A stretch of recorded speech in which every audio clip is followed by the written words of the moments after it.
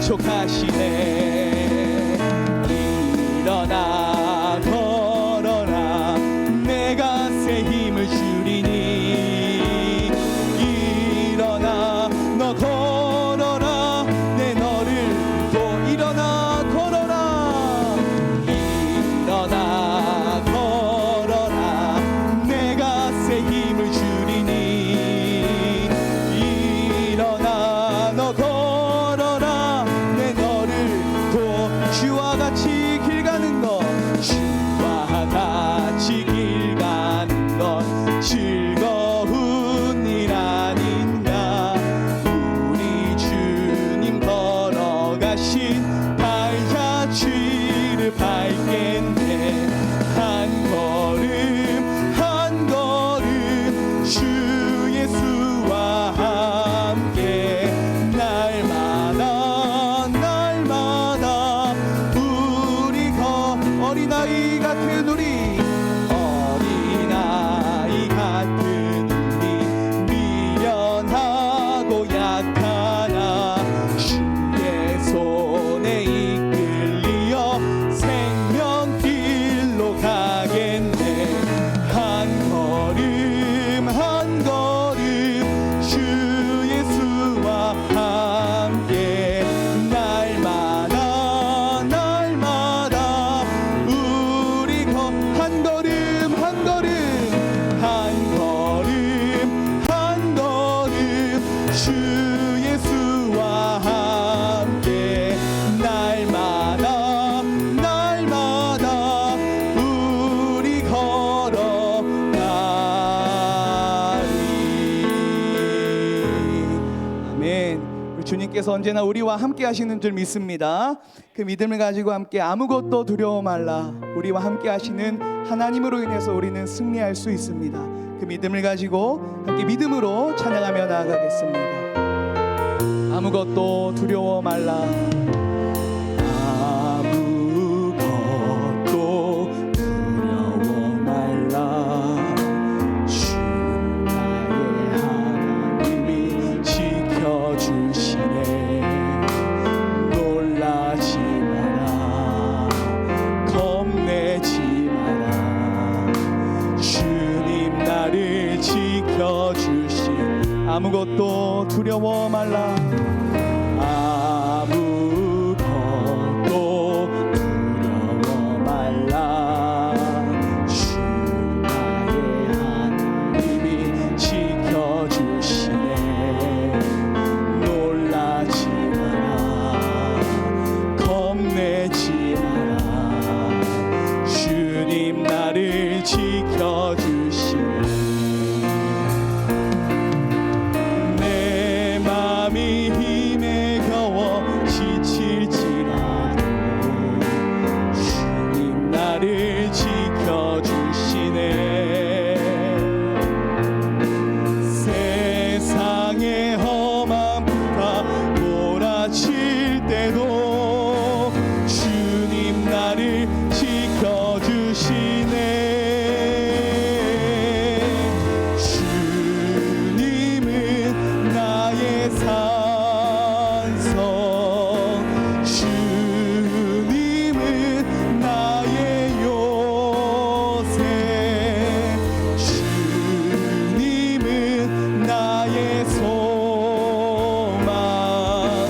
나의 힘이 되신 여호. 내 맘이 힘에 겨워 내 맘이 힘에 겨워 지칠지라도 주님 나를 지켜주시네. 세상의 험한 다 몰아칠 때도 주님 나를 지켜주시네. 주님은 나의 산성. 주님은 나의 요새.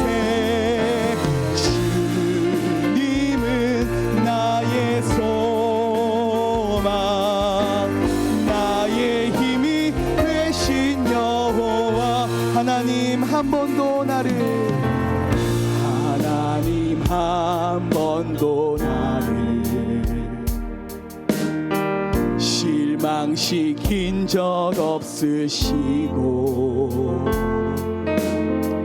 언제나 공평과 은혜로 나를 지키셨네. 오 신실하신 주, 오 신실하신 주, 오 신실하신 주, 내 너를 떠나지도 않으리라, 내 너를 버리지도 않으리라. 약속하셨던 주님, 그 약속을 지키사 이후로도 영원토록 나를 지키시리라 확신. 오 신실하신 주, 오 신실하신 주, 오 신실하신 주, 내 너를 떠나지도 않으리라, 내 너를 버리지도 않으리라. 약속하셨던 주님, 그 약속을 지키사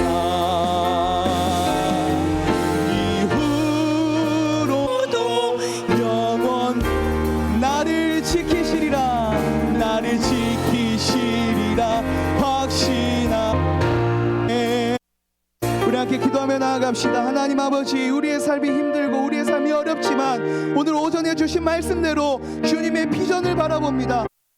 를 소망합니다. 주님, 주님 믿음으로 나아갑니다. 하나님, 우리와 함께하여 주시고 우리의 힘이 되어 주시고 언제나 우리와 함께하여 주시옵소서. 주님 손 붙잡고 승리하는 삶 되게 하여 주시옵소서. 이 시간 주님 바라보며 믿음으로 주님 한번 이름 부르고 기도하겠습니다.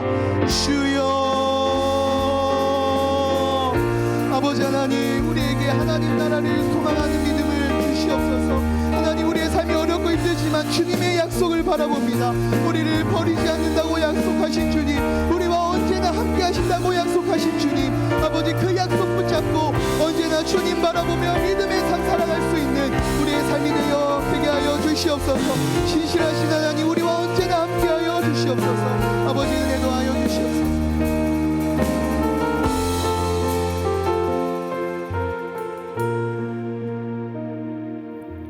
사도신경으로 신앙 고백 드리겠습니다. 나는 전능하신 아버지 하나님 천지의 창조주를 믿습니다. 나는 그의 유일하신 아들 우리 주 예수 그리스도를 믿습니다. 그는 성령으로 잉태되어 동정녀 마리아에게서 나시고 본디오 빌라도에게 고난을 받아 십자가에 못 박혀 죽으시고 장사된 지 사흘 만에 죽은 자 가운데서 다시 살아나셨으며 하늘에 오르시어 전능하신 아버지 하나님 우편에 앉아 계시다가 거기로부터 살아있는 자와 죽은 자를 심판하러 오십니다.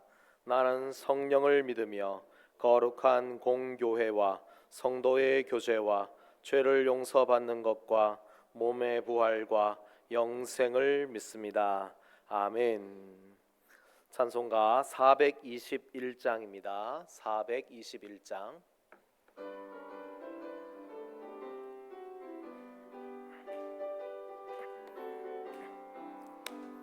내가 예수 믿고서 죄사함 받아 나의 모든 것 다 변했네. 지금 내가 가는 길 천국길이요 주의 피로 내 죄가 씻겼네. 나의 모든 것 변하고 그 피로 구속 받았네. 하나님은 나의 구원 되시오니 내게 정죄함 없겠네. 주님 밝은 빛 되사 어둠에 지니 나의 모든 것 다 변했네. 지금 내가 주 앞에 온전케 됨은 주의 공로를 의지함일세. 나의 모든 것 변하고 그 피로 구속받았네. 하나님은 나의 구원 되시오니 내게 정죄함 없겠네. 내게 성령이 임하고 그 크신 사랑 나의 맘에 가득 채우며 모든 공포 내게서 물리치시리. 주 안에 있겠네. 나의 모든 것 변하고 그 피로 구속받았네. 하나님은 나의 구원 되시오니 내게 정죄함 없겠네. 신재성 집사님 기도하시겠습니다. 사랑과 은혜가 풍성하신 하나님 아버지, 거룩하고 복된 주일을 허락하시고 온 성도 함께 모여 이 시간 찬양과 경배로 주님 앞에 나아가게 하심 감사합니다. 이 시간 우리의 마음과 뜻을 다하여 드리는 이 예배를 기쁘게 받아 주시옵소서. 지난 한 주간 삶을 돌이켜 볼 때 우리의 주님의 말씀대로 살지 못하고 세상의 헛된 욕심과 자랑을 쫓았던 우리의 허물과 죄를 고백합니다. 주님의 십자가 보혈로 깨끗이 씻어 주시고 다시금 주님의 은혜 안에서 새롭게 일어설 수 있는 믿음을 더하여 주시옵소서. 내일부터 시작되는 여름 수련을 위해 기도합니다. 유치부, 유초등부, 청소년부, 청년부에 이르기까지 진행되는 모든 수련회와 영어 캠프 일정 가운데 성령을 하나님께서 친히 주관하여 주시옵소서. 준비하는 교사들과 교육자들에게 지혜와 건강, 성령 충만함을 더해 주시고 기도와 물질로 섬기는 모든 성도들의 손길 위에도 하나님의 크신 복을 다하여 주시옵소서. 수련회에 참석하는 모든 다음 세대 어린이들과 청년들이 인격적으로 예수 그리스도를 만나게 하시고 세상이 줄 수 없는 참된 평안과 비전을 발견하는 은혜의 시간이 되게 하여 주시옵소서. 안전 문제도 주님 손에 의탁하오니 주님 지켜보호하여 주시옵소서. 수련을 통해 우리 교회의 다음 세대가 주님의 신실한 일꾼으로 바로 서게 하여 주시옵소서. 교회를 위해 기도합니다. 우리 교회가 지역 사회에 주님의 사랑과 복음을 전하는 빛과 소금의 역할을 다하게 하시고 담임 목사님을 비롯한 모든 교육자분들에게도 성령의 능력을 더하여 주시옵소서. 영육 간의 연약함으로 고통받는 성도들에게 치유와 회복의 은혜를 베풀어 주시고 가정과 일터 속에서 주님의 평강이 넘쳐나게 하여 주시옵소서. 이 시간 선포되는 말씀 앞에 우리의 마음을 엽니다. 말씀을 전하시는 목사님께 성령의 권능을 더하여 주시고 듣는 우리 모두가 아멘으로 응답하는 하고 삶의 변화와 결단이 일어나는 시간이 되게 하여 주시옵소서. 예배의 시작과 끝을 주님께 맡겨드리며 우리를 구원하신 예수 그리스도의 이름으로 기도드립니다. 아멘.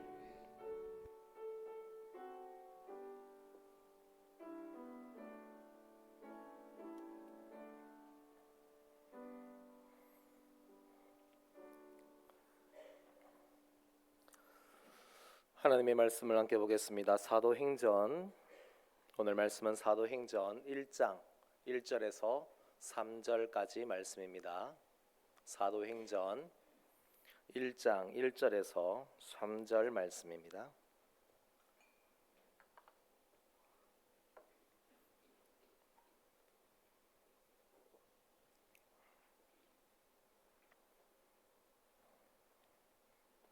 우리 한 목소리로 함께 읽도록 하겠습니다.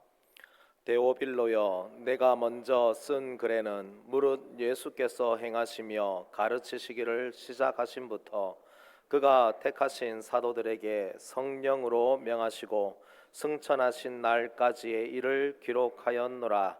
그가 고난 받으신 후에 또한 그들에게 확실한 많은 증거로 친히 살아계심을 나타내사 40일 동안 그들에게 보이시며 하나님 나라의 일을 말씀하시니라. 아멘. 예수로 변화된 사람이라는 제목으로 오늘 말씀을 함께 나누어 봅니다. 모든 성경은 다 그렇지만 사도행전은 예수님으로 변화되는 이야기입니다. 예수님으로 사람이 변합니다. 예수님으로 가정이 변합니다. 예수님으로 사회가 변하고 예수님으로 나라와 민족이 변하는 것, 그것이 바로 사도행전의 기록입니다. 우리는 분명히 알고 분명히 믿습니다. 예수님을 만나면 인생의 방황이 끝나는 줄 믿습니다. 좋은 교회, 예수 그리스도가 주인 되신 그 교회를 만나면, 바로 우리 늘빛교회를 만나면 신앙의 방황이 끝나는 줄 믿습니다. 그래서 만남은 복입니다. 최고의 만남은 예수님을 만나는 것이고, 그리고 예수님이 최고의 복인 줄 믿으시기 바랍니다. 오늘 말씀에는 최고의 만남, 최고의 복을 받은 사람을 만날 수 있습니다. 예수님을 만난 그 사람에게 어떤 놀라운 변화와 은혜가 있었는지 알아보도록 하겠습니다. 사도행전의 시작은요, 갑자기 한 사람의 이름을 부르면서 시작합니다. 먼저 1절을 보시기 바랍니다. 1절에 무엇으로 시작합니까? 데오빌로여라는 말로 시작합니다. 사람의 이름입니다. 데오빌로라고 하는 사람의 이름을 부릅니다. 데오빌로여, 내가 먼저 쓴 글에는 물은 예수께서 행하시며 가르치시기를 시작하신부터라고 그렇게 하죠. 사도행전을 받아보는 사람의 수신자, 그 수신자가 누구입니까? 그러면 데오빌로가 됩니다. 데오빌로라고 하는 이름의 뜻은 하나님의 사랑을 받는 자, 또는 하나님을 사랑하는 자, 그리고 하나님의 친구라고 하는 이런 의미가 있습니다. 이름을 들어보니 이 사람 예수 잘 믿는 사람일까요? 안 믿는 사람일까요? 잘 믿는 사람처럼 보이죠? 이름이 아론이라고 하는 아이가 있었습니다. 그래서 저는 그 부모님이 이 특별한 이름을 지어줬구나 라고 해서 그 부모님이 예수를 잘 믿는 사람인 줄 알았습니다. 그런데 예수를 안 믿는 사람이었습니다. 선교사님들한테 얘기를 들었습니다. 이름 중에 지저스라고 하는 이름을 가진 사람이 있었답니다. 그 사람 예수 안 믿는 사람이었답니다. 아니, 이름은 예수인데 예수를 안 믿는 사람이라는 거죠. 자, 이렇게 생각해 보니까 이름만 봐서는 아직 데오빌로에 대해서 잘 모르겠습니다. 차츰 알아가 보면 되겠죠. 다시 1절을 보시기 바랍니다. 데오빌로여, 내가 먼저 쓴 글에는 이라고 되어 있습니다. 수신자는 데오빌로입니다. 그리고 내가 먼저 썼다라고 하는데, 여기서 내가라고 하는 사람이 중요하겠죠. 내가 누구일까요? 여러 가지 다양한 의견이 나오는데 여러분, 사도행전은 누가 썼을까요? 누가가 썼습니다. 누가, 사도행전은 누가가 썼습니다. 그러니 사도행전을 쓴 사람은 누가, 그 다음에 받는 사람은 데오빌로, 이렇게 되겠죠. 자, 내가 먼저 썼다, 먼저 쓴 글이 있다라고 하는 것이죠. 그러면 데오빌로에게 누가가 먼저 쓴 글이 있어요. 자, 여러분 성경에 대해서 아시는 분, 누가가 쓴 복음이 있죠. 연결해 보세요. 누가가 쓴 복음이니까 누가복음이죠.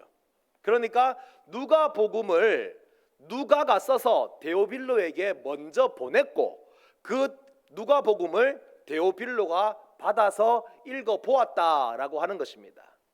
그리고 누가복음을 받고 난 이후에 다시 누가가 데오빌로에게 글을 썼는데, 그게 뭐냐 하면 바로 사도행전이다라고 하는 그것입니다. 그래서 사도행전은 사실 누가복음의 연장선 상에서 봐야 됩니다. 그래서 여러분 성경을 딱 펼치시는데 누가복음 1장으로 자 지금 다 같이 넘어가 봅니다. 앞에 일부러 안 띄웁니다. 여러분 성경 좀 손으로 넘겨봅시다. 우리 누가복음 1장으로 한번 가보도록 하겠습니다. 누가복음 1장 1절 2절 말씀 우리 같이 함께 읽도록 하겠습니다. 우리 중에 이루어진 사실에 대하여 처음부터 목격자와 말씀에 일꾼된 자들이 전하여 준 그대로 내력을 서술하려고 붓을 든 사람이 많은지라. 누가가 누가복음을 기록할 때에, 복음서를 기록할 때에 예수님에 대해서, 그리고 예수님의 말씀과 기적, 십자가의 죽음과 부활의 사건을 기록하려는 사람이 많이 있었다라는 그 말입니다. 그런데 3절입니다. 3절 같이 읽겠습니다. 그 모든 일을 그럼부터 자세히 미루어 살핀 나도 데오빌로 각하에게 차례대로서 보내는 것이 좋은 줄 알았노니. 사도행전에 나왔던 누가요? 데오빌로가 나오지요. 그런데 데오빌로에게 어떤 호칭이 있습니까? 각하입니다. 데오빌로 각하입니다. 그래서 사도행전에 데오빌로여라고 불렀던 그 사람이 사실은 데오빌로 각하고, 각하라고 하는 이름은 아무에게 났습니까? 아니죠. 당시 로마의 상당한 귀족, 높은 귀족, 최고위층에 있는 그런 귀족이었다, 고위급 관리였다라는 것을 알 수가 있습니다. 여기서 여러분 데오빌로 각하라는 말에 초점을 맞춰 보려고 합니다. 다시 사도행전의 1장 1절에 어떻게 시작했습니까? 데오빌로여라고 시작했죠. 각하라고 하는 호칭이 사도행전에는 없습니다. 그런데 누가복음에는 데오빌로에게 뭐라고 합니까? 각하라고 그렇게 부르죠. 자, 4절에도 보시면요 이렇게 말합니다. 이는 각하가 알고 있는 바를 더 확실하게 하려 함이라. 이 말씀을 잘 생각해 보시면요, 이 데오빌로라고 하는 사람이 아직 예수님을 영접하지 않았거나 예수님에 대해서 호감을 가지고 있는 이방인이거나 아니면 예수님을 이제 막 믿기 시작한 초신자라는 것을 알 수가 있습니다. 그러다 보니까 호칭이 중요하죠. 처음 예수를 믿는 사람입니다. 최고위층에 있는, 어떻게 보면 권세자고, 그리고 한 지역을 다스리는 통치자일 수 있습니다. 그런데 그 사람을 부르면서 아무렇게나 부르면 되겠습니까? 안 되겠습니까? 안 되겠지요. 그래서 이 누가복음 먼저 쓴 글 처음에 보낼 때에는 데오빌로와 누가의 관계가 그렇게 깊은 관계가 아니라는 것을 알 수 있어요. 그래서 데오빌로에게 특별한 호칭을 붙입니다. 데오빌로가 꼭 들어야 될 호칭이 있죠. 뭡니까? 각하라고 하는 호칭을 붙이는 것이죠. 자신을 높여주지 않으면 막 화를 내는 사람일 수 있습니다. 상처받을 수 있고 섭섭해하고 기분 상해질 수 있는 그런 신앙의 수준이 아직 낮은 사람일 수 있습니다. 그래서 각하라고 하는 호칭을 붙여줍니다. 이런 분들 많이 있죠. 모두 자기 얘기 아닙니까? 누가 알아주지 않으면 흔히 말해서 나는 목사인데 누가 나한테 와가지고 아이고 전도사님 그러면은 에이? 나보고 전도사라고? 이렇게 하는 사람들이 있지 않겠습니까? 우리 늘비교회는 안 그런 줄 믿습니다. 제가 어느 날 여기 앞에 있는 김강규 장로님한테 옛날에 버릇이 있어가지고 아이고 집사님 이러면은 김강규 장로님이 기분 나빠할까요? 나빠할까요? 우리 장로님 안 그렇습니다. 우리 장로님 정말 겸손하시고 얼마나 좋으신지 모릅니다. 그런데 이런 경우에요. 그러니까 아직 신앙의 초보 단계에 있다 보니까 이 사람을 높여줘야 돼요. 그래서 각하라고 하면서 막 그렇게 하는 거예요.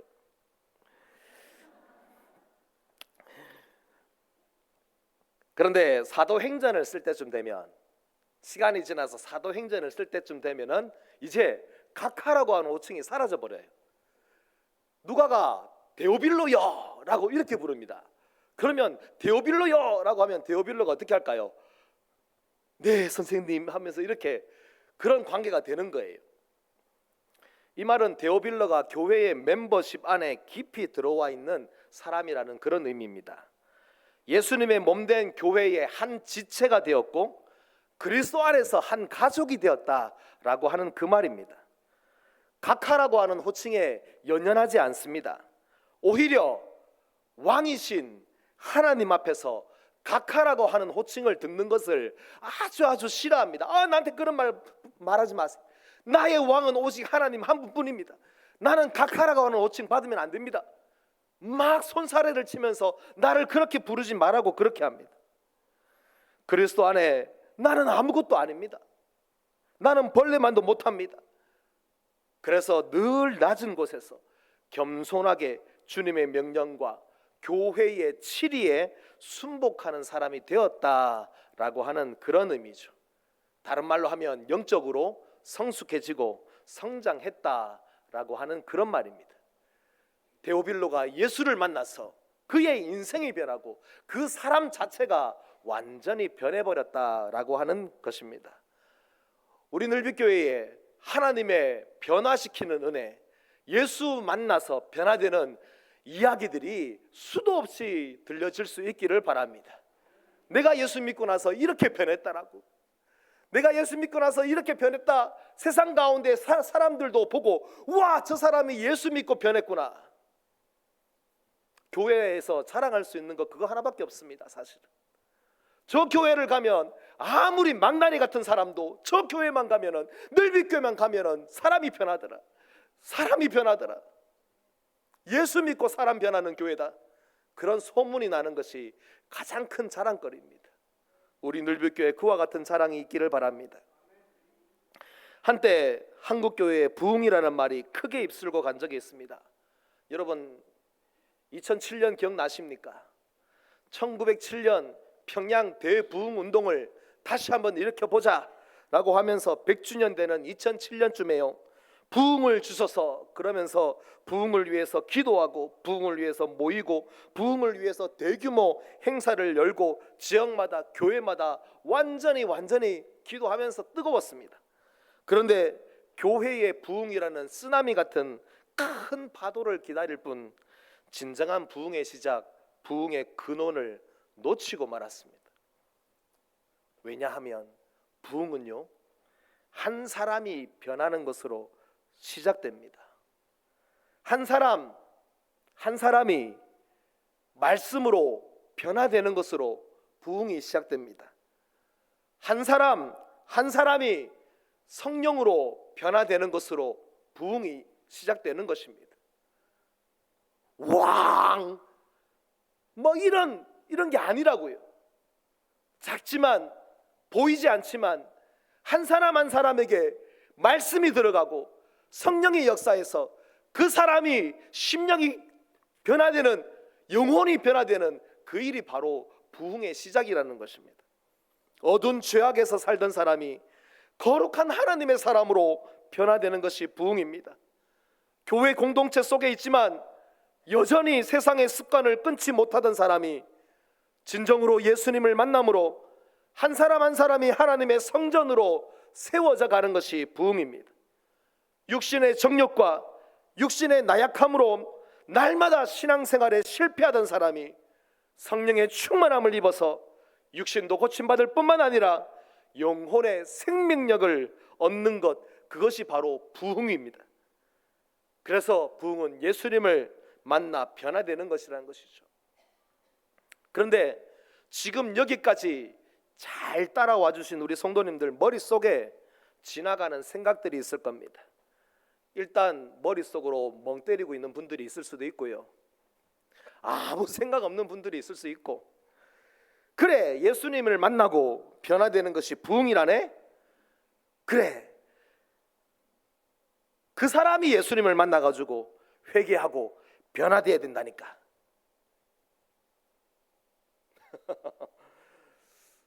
제가 저번에 한번 금요 기도회 때 이런 얘기를 한 적이 있습니다. 하나님께서 은혜를 비처럼 부어 주시려 하는데 희한하게도 비를 피해 다니는 사람이 있습니다. 우리 교회 예배 드릴 때 결단송 할 때에 비 준비하시니 많이 부르지 않습니까?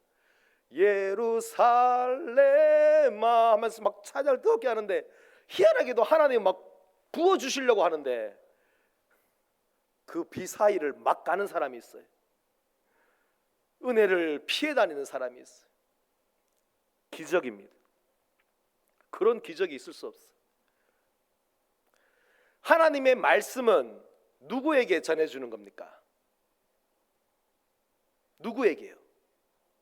나에게죠. 하나님의 말씀은 나에게입니다.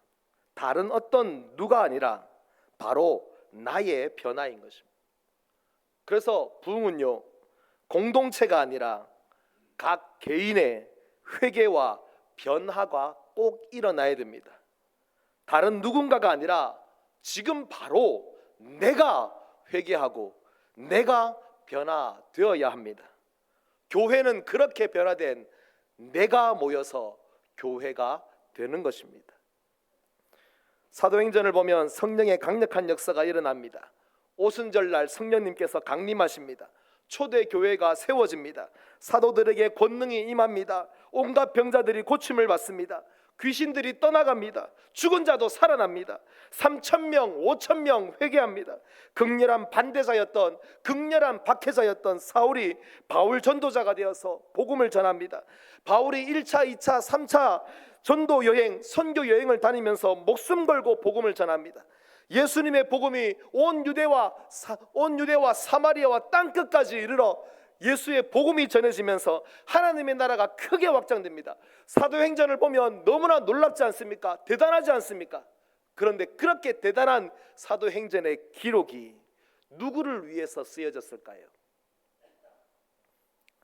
지금 이 순간 보면 나지만 다시 여러분, 사도행전 1장 1절에 누구에게 보내는 편지입니까? 데오빌로요. 데오빌로라고 하는 그 한 사람에게 사도행전의 기록을 남기면서 이 사도행전에서 일어났던 사도들의 그 사역과 그리고 교회에 하나님의 나라가 확장되어가는 이런 놀라운 복음의 역사들을 사도행전 이 기록을 남기면서 데오빌로 한 사람에게 보내는 편지였다는 것입니다. 누구 한 사람이요? 데오빌로라고 하는 그 한 사람이요. 물론 데오빌로를 통하여서 또 교회가 이 사도행전을 보게 되겠지만 1차로 이 사도행전을 받아보고 이 사도행전을 읽어볼 사람은 데오빌로라고 하는 사람입니다. 한 사람. 예수님을 만남으로 변화되어가는 한 사람 데오빌로가 사도행전의 위대한 기록을 통해서 더욱 성령 충만한 하나님의 사람으로 사도들처럼 복음을 위해 헌신하는 충성된 주의 일꾼으로 변화되기를 기대하면서 누가가 쓴 책이 바로 사도행전이다라는 것입니다. 그래서 한 사람 데오빌로의 변화가 목적입니다. 오순절날에 성령님께서 강력하게 임하심을 데오빌로가 보았습니다. 데오빌로의 마음이 뜨거워집니다. 베드로의 설교를 듣고 3,000명, 5,000명 회개하는 기적 같은 일들을 사도행전을 통하여서 보았습니다. 읽었습니다. 데오빌로의 마음에 동일하게 회개의 영이 임합니다. 영과 육의 질병에서 수많은 병자들이 고침받는 치유의 사건을 보면서 데오빌로의 영과 육의 모든 결박이 풀어지고 고침받고 회복됩니다. 사도 바울이라고 하는 불타는 전도자가 온 땅에 복음을 전하는 것을 사도행전을 보면서 데오빌로의 마음속에 불타는 복음의 열정이 타오르기 시작합니다. 여러분, 이때 데오빌로의 마음에 들리는 목소리가 무엇이었을까요? 무엇이었을까요? 저를 한번 따라해 보시기 바랍니다. 내가 어찌할꼬. 사도행전 2장 37절 말씀인데요, 같이 말씀 사도행전 2장 37절을 같이 함께 보도록 하겠습니다. 같이 말씀을 읽겠습니다. 그들이 이 말을 듣고 마음에 찔려 베드로와 다른 사도들에게 물어 이르되 형제들아 우리가 어찌할꼬 하거늘. 오순절 성령의 충만함을 입은 베드로가 다락방의 문을 열어 제치고 모여든 사람들을 향해서 예수님의 십자가의 죽으심과 부활하신 예수님을 전할 때에 그때 터진 사람들의 반응입니다. 우리가 어찌할꼬, 이것입니다. 예수님을 믿으면 말씀을 들을 때에 마음에 찔림이 있습니다. 예수님을 믿은 지 오래되었는데도 여전히 예수님을 믿기 전 옛사람 죄인의 모든 습관을 아직 버리지 못하는 분들이 있죠. 마음에 찔림이 있습니까? 고린도후서 5장 17절에 이렇게 말합니다. 잘 아시는 말씀이죠. 그런즉 누구든지 그리스도 안에 있으면 새로운 피조물이라. 이전 것은 지나갔으니 보라 새 것이 되었도다. 분명히 그리스도 안에 있다는 것은 새로운 피조물이 되었다는 것입니다. 옛사람을 벗어버리고 새 사람을 입는 것입니다. 이전 예수 없는 사람의 습관과 행실은 지나가 버렸고 더 이상 그렇게 살지 않습니다. 예전의 삶이 부끄럽고 예수 믿기 전에 마음 그대로 가지고 있는 것이 안타까워야 합니다. 그래서 변하지 않는 나를 보면서 내가 어찌할꼬, 예배를 드릴 때마다 성령님께서 나를 감동시킬 때마다 내가 어찌해야 됩니까? 내가 어찌할꼬, 말씀을 들을 때마다 그 말씀 앞에서 내가 어찌할꼬, 찬양의 가사를 내가 고백할 때마다 내가 어찌할꼬, 기도할 때마다 하나님 내가 어떻게 해야 합니까? 이것이 바로 부흥이라는 것입니다. 말씀을 들으면서 마음에 찔림이 있어야 됩니다. 사도행전의 데오빌로에게 누군가 와서 각하, 아니요, 그러면서 이전에 살아왔던 각하로 교만하였던 자신을 보면서 아버지 앞에 다시 엎드려가지고 하나님 내가 어떻게 해야 됩니까? 예수님을 믿었으니 새롭게 살기로 결단하게 됩니다. 예수님을 만나면 옛사람의 습관을 버리게 됩니다. 예수님을 만나면 옛사람의 행실을 버립니다. 예수님을 만나면 옛사람의 자존심도 버립니다. 예수님을 만나면 옛사람의 욕심도 버립니다. 예수님을 만나면 새롭게 살기를 갈망합니다. 그 마음의 찔림 속에서 내가 어찌할꼬, 이것이 바로 우리의 고백이요 우리의 탄식입니다. 회개하고 하나님 앞에서 엎드리는 자, 그것이 바로 부흥의 불씨가 되는 것입니다. 예배 때마다, 찬양마다, 기도마다 어찌할꼬, 하나님 어떻게 해야 합니까? 이 마음 여러분 절대로 잊지 마시기 바랍니다. 제가 경주에서 사회 갈 때입니다. 지금 이제 이번 주부터 해서 교회 여름 성경학교 수련회가 영어 캠프가 시작이 됩니다. 여름 사역이 시작되는데 그때도 중고등부 수련회를 저기 천안 신대원에서 진행되는 주바라기 청소년 연합 수련회에 참석했습니다. 중고등부 아이들 데리고 갔는데 여러분 아십니까? 서울과 부산에 이 신앙의 온도차가 있어요. 하물며 저기 경주 시골 촌구석에서 왔으니까 여러분 얼마나 차이가 나겠습니까? 어떤 차이냐 하면요, 제가 아이들 데리고 처음 참석할 때에 아이들한테 그렇게 말했습니다. 뭐라 하면은 야 무조건 우리 앞자리 앉아 라고 했습니다. 야 뭐 옛날부터 목사님들이 앞자리는 무슨 자리라고요? 앞자리 금자리라고 했지 않느냐. 그래서 우리 앞자리 앉자 하라고 했는데 앞자리에 앉을 수가 없었어요. 왜 앞자리에 못 앉을까요? 서울에서 내려온 아이들이 이 신앙적으로 본 게 많아서 그런지 몰라도 와, 집회장에 문이 딱 열리는 순간이 있어요. 집회가 아닐 때는 문을 닫았고 안에 아무도 못 있게 해요. 그런데 집회장에 문이 열리는 그때를 위해서 아이들이 그 앞에 포진을 하고 있는 거예요. 지금으로 말하면 이 본당 밖에 로비 있잖아요. 저기에 아이들이 꽉 앉아 있는 거예요. 그래서 쟤네들은 도대체 언제 오는지 궁금했어요. 그래서 한번 보니까 집회를 마치고 나면은 다 밥 먹으러 가는데 애들이 밥을 안 먹어요. 금식을 하는 거예요. 금식하고 있다가 문이 딱 집회 시간까지 기다리고 있다가 문이 딱 열리는 그 순간에 100m 달리기를 하듯이 막 뛰어가가지고 앞자리 막 앉는 거예요. 경주 시골 촌 구석에서 올라온 애들이 한 번도 본 적이 없는 장면이. 은혜 받으려고 어떻게 하든지 말씀을 더 들으려고 뜨겁게 기도하고 찬양하려고 앞자리 지켜내기 위해서 금식하는 애들을 본 적이 여러분 있습니까 없습니까? 사실 여러분도 본 적이 없죠. 우리 오전 예배 딱 드릴 때 되면은 시간이 다 돼가면 아유 배가 고파 죽겠는데 목사님 설교를 왜 저렇게 오래 하시나 하면서 그러지 않습니까? 그런데 은혜 받기 위해서 금식하는 아이들이 있습니다. 그 아이들이 앞자리를 다 차지해 버리니까 어떻게 앞자리에 앉을 수 있겠습니까? 먹을 거 다 먹고 잘 거 다 자고 놀 거 다 놀고 오는 애들이. 그러니까 와 보면은 늘 빨리 와봐야 중간 자리 저 뒤에. 근데 저 뒷자리는 전부 다 자든지 장난치든지 막 그러잖아요. 그러니까 집중이 안 돼. 그러니 그 모습을 보고 아이들이 저한테 뭐라고 했는 줄 아십니까? 그때 한 20명 정도를 데리고 갔는데 아이들이 저한테 이렇게 말하는 거예요. 그때 제가 강도사 때 했습니다. 강도사님, 우리 어떻게 해야 돼요? 그러는 거예요. 우리 어떻게 해야 돼요? 앞자리 앉고 싶고 앞에서 정말 뜨겁게 찬양하고 기도하고 말씀도 더 듣고 싶은데 어떻게 해야 돼요? 어떻게 해야 돼요? 제가 뭐라고 할게요? 금식하자.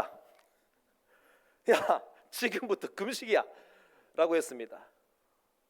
20명 데려갔던 애들 중에 10명 정도가요, 네 강도사님 하면서 금식을 하기 시작했습니다.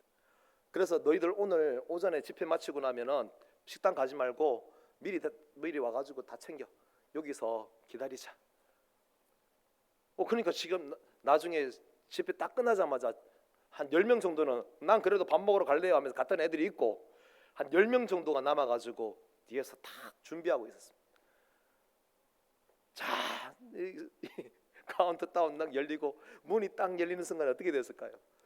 막 달려가는 거예요. 애들도 우와 하면서 막 달려가는데 와 그래도 앞자리 못 앉았어요. 한 3줄 4줄째 이렇게 앉는 거예요. 근데 하나님이 그 아이들 10명 정도의 그 아이들의 마음을 보셨던 것 같아요.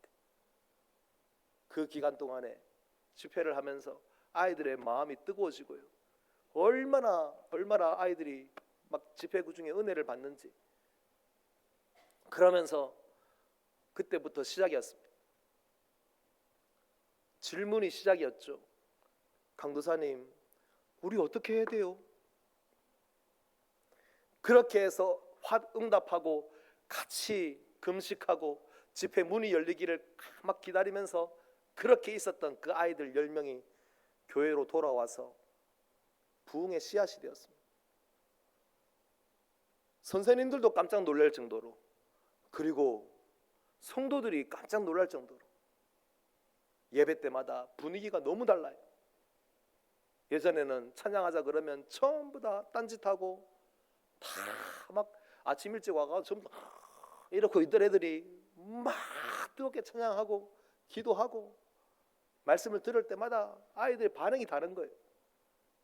그러니 어떤 일이 일어나겠습니까? 20여 명 출석하던 아이들이 갑자기 중고등부가 5, 60명이 되었습니다. 전도하기 시작하고 친구들 데려오기 시작하고.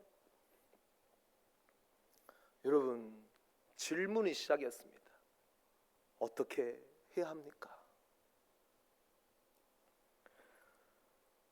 베드로의 설교를 듣고서 우리가 어찌할꼬 똑같은 질문입니다. 그 질문은 여전히 변함없이 오늘을 사는 이 시대를 살아가고 있는 우리 우리에게도 동일하게 아버지 어찌 해야 됩니까? 어떻게 해야 합니까? 여러분의 심령을 깨우는 질문으로 지금 여러분 스스로에게 아버지 어떻게 해야 합니까? 우리가 어떻게 해야 합니까? 마음으로 여러분 외치시기 바랍니다. 오늘 담임 목사님께서 오전 예배 중에 하나님께서 주신 5가지 비전을 설교를 통해서 나누셨습니다. 예배와 말씀과 기도를 통해서 영적으로 성숙해지자고, 다음 세대 영어 선교원 사역을 하죠. 어르신 세대를 위해서 요양원 사역을 말씀하시고, 돌봄을 통해서 마을 복지 공동체, 마을 공동체 목회를 해보자. 해외 교회 건축하고 분립 개척에 대한 그런 비전들을 나누셨습니다. 부흥하는 교회, 정말 하나님께서 기뻐하시는 교회에게 일어나는 일들이 있습니다. 그게 무엇이냐 하면 하나님의 꿈을 따라서 하나님의 비전이 선포되면요, 그 비전을 위해서 사람들이 모여들기 시작한다는 것입니다. 여러분 그거 아십니까?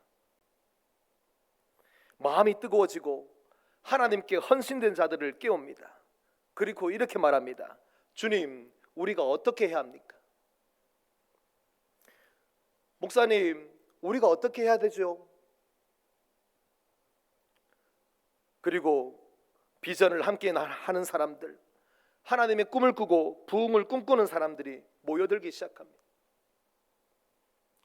5가지 비전 중에 한 가지라도 여러분의 마음속에 울림이 있고, 그리고 그 비전을 통하여서 하나님께서 기뻐하시는 그 일을 위해 내 인생, 나의 남은 생애를 하나님 앞에 드리겠습니다 라고 하는 그런 마음이 있습니까? 그냥 흘러 지나갔습니까? 비전을 나누는 거 쉽지가 않습니다. 이 비전을 받아내기 위해서 얼마나 기도하시고 얼마나 몸부림치시면서 하나님 안에서 말씀과 성령으로 계속해서 확인하고 또 확인하시고, 그러면서 오늘 강단에서 선포하셨습니다. 여러분 요즘 그거 아세요? 이상하게도 찬양, 제가 찬양 인도를 하잖아요. 오전 예배 찬양 첫 곡이 항상 담임 목사님하고 담임 목사님 결단송이었어요. 저 참 이상했어요. 어떤 사람들은 우연의 일치입니다 라고 그렇게 하시는 분이 있을 수 있는데, 한 2주 정도를 제가 한 목요일쯤 되면은 찬양을 다 정하거든요. 그런데 첫 곡이 항상 토요일쯤 되면은 목사님께서 결단송이 딱 주시는데 보면은 첫 곡인 거예요. 참 희한하다. 근데 오늘 제가 찬양의 첫 곡이 비전이었습니다. 우리 보좌 앞에 모였네, 함께 주를 찬양하며, 이렇게 말하는데도 이거 목사님 그 우연의 일치입니다. 비전을 통한 비전도 성품이고, 그 비전을 들을 때에 여러분 하나님께서 주신 비전에 마음에 어떻게 해야 합니까? 라는 음성이 들립니까? 마음이 변하고 생각이 변하고 행동이 변하면서 하나님 안에서 주신 비전과 부흥에 대한 꿈을 함께 꿀 수 있다는 것, 그것이 교회 공동체로서 얼마나 행복한 일인 줄 아십니까? 사랑하는 늘빛교회 우리 성도 여러분, 말씀을 맺겠습니다.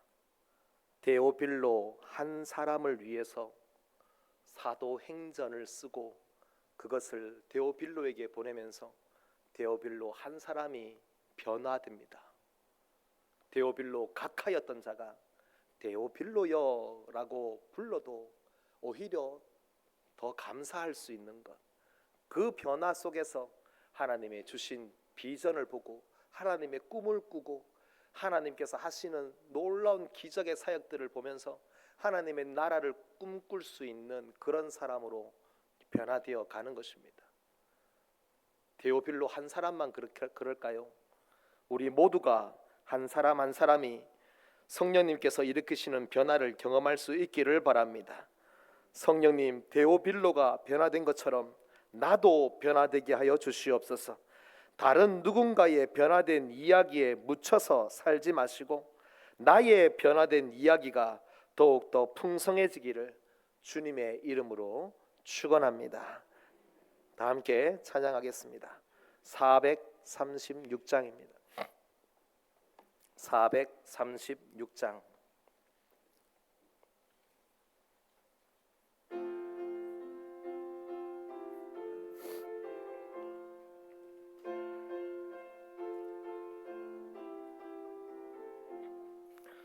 나 이제 주님의 새 생명 얻은 몸 옛것은 지나고 새 사람이로다. 그 생명 내 맘에 강같이 흐르고 그 사랑 내게서 해같이 빛난다. 영생을 누리며 주 안에 살리라. 오늘도 내일도 주 함께 살리라. 주 안에 감추인 새 생명 얻으니 이전에 줬던 것 이제는 값없다. 하늘의 은혜와 평화를 맛보니 찬송과 기도로 주 함께 살리라.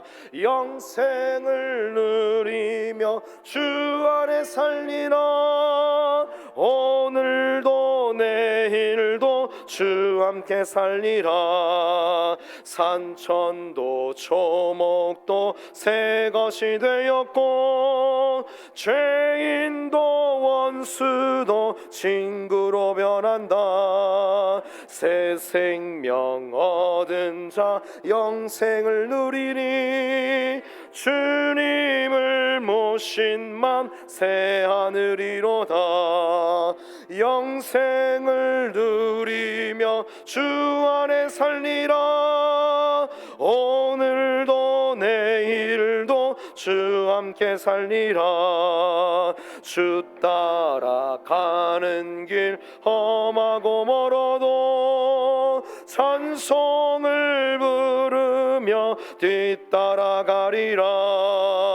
나 주를 모시고 영원히 살리라. 날마다 섬기며 주 함께 살리라. 누리며 주 안에 살리라. 오늘도 내일도 주 함께 살리라. 축도하겠습니다. 주 예수 그리스도의 크신 은혜와 하나님 아버지의 무한하신 사랑과 성령 하나님의 감화감동 충만 교통하심의 역사가 예수 안에서 변화된 우리 모두에게 영원토록 함께 있을지어다. 아멘.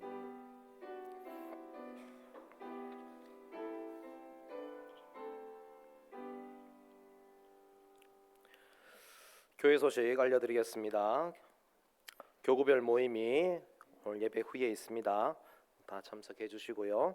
성찬식이 다음 주일 오전 예배 시간에 있습니다. 기도로 준비하시기 바랍니다. 정기당에 있으니까 여러분 기도해 주시기 바랍니다. 여름 수련회 및 성경학교 영어 캠프가 이번 한 주 동안에 다 있습니다. 여러분 우리 성도님들 기도 특별히 해주시고, 특별히 여러분 금요 기도회 방학하는데 여름 사역 등으로 7월 31일부터 해서 9월 4일 금요일까지 방학입니다. 하지만 금요일 저녁에 8시 30분부터 해서 10시 정도까지는 4층 본당에 찬양을 트니까 여러분 개인 기도로 와서 교회를 위해서 또 여름 사역들을 위해서 기도해 주시기 바랍니다. 요람 사진 오늘 마감합니다. 그리고 전반기 감사와 추경 예산안 오늘까지도 마감합니다. 병원에 입원은 중이신 김민수 우리 성도님을 위해서 기도해 주시기 바랍니다. 우리 마지막으로 파송의 노래 함께 부르도록 하겠습니다.